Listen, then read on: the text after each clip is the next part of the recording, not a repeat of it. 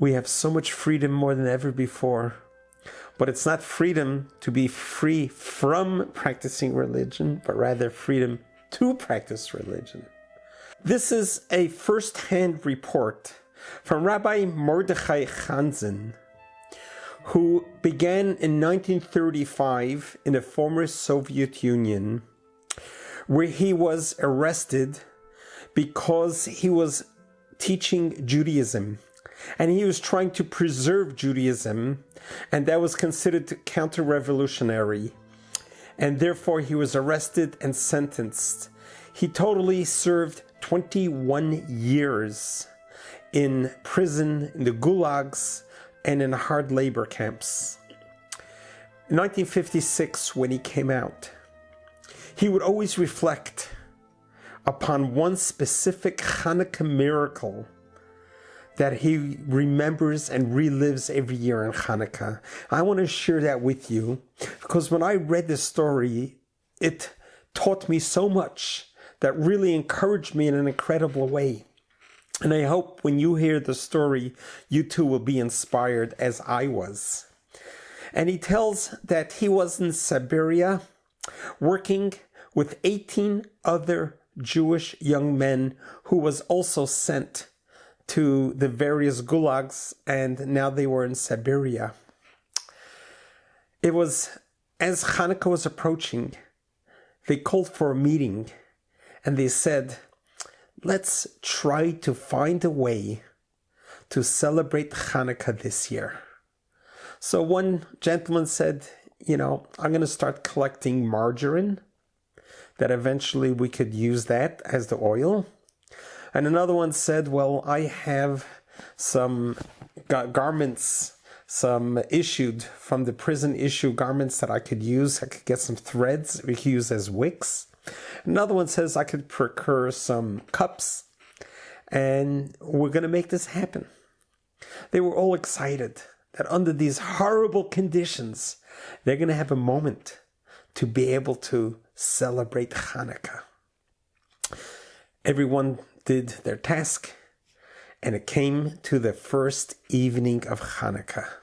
They all gathered together in a shed out in the garden in midnight so that they shouldn't be detected by anyone. And they all gathered around this makeshift menorah, and they honored Rabbi Mordechai Hansen, who was the oldest of the whole group, to say the blessings. Rabbi Hansen lights the very first candle.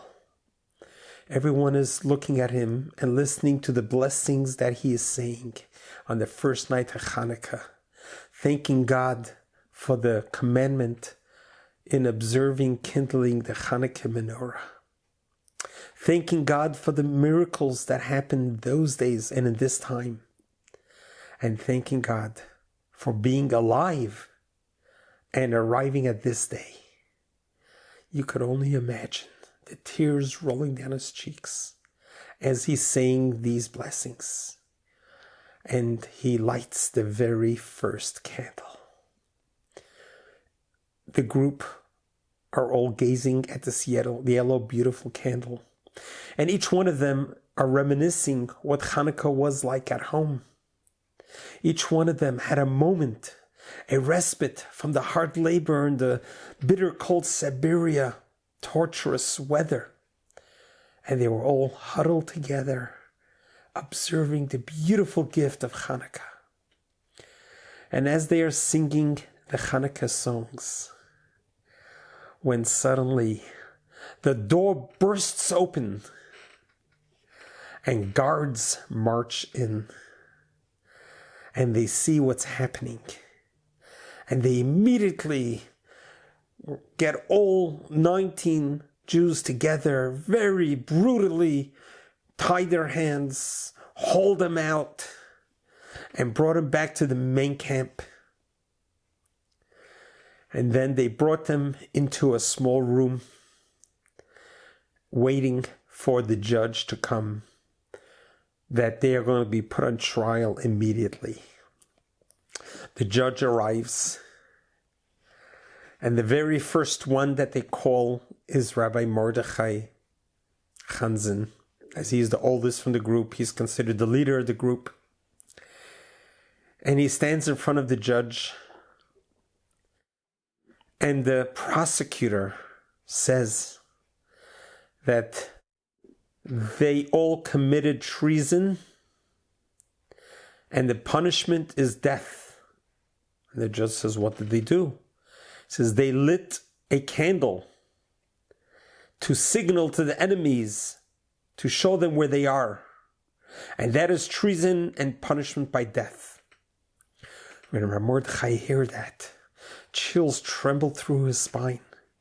He looks up on the judge and says, it's me. It's just me. I was the one who put this together. Why should everyone else? He says, no, you're all going to be judged together. At that moment, Rabbi Mordechai Hansen began to sob uncontrollably, just crying all the pain and suffering for all the years that he has been away from his family, his community, all the years of suffering, languishing in the prisons, in the gulags, in the hard labor camps. It all just came out in one huge burst of emotion, and thinking to himself that he's going to cause the death of 18 young Jewish men because of this Hanukkah event. He just could not control his overflow of emotions and tears and anguish and pain and suffering. When the judge looked up to him and asked him to approach, he approached. He knew that this indictment and verdict is going to be death. But he had nothing else what to say. The judge looks at him and in an interesting, soft tone, begins asking him, what is your name? Where you're from? Where's your family from? What did they do? Just casual conversations. And he answered all the questions. Then the judge looks up to the guards and he says, can you please leave the chambers? I want to be alone with the group. And the guards left the room.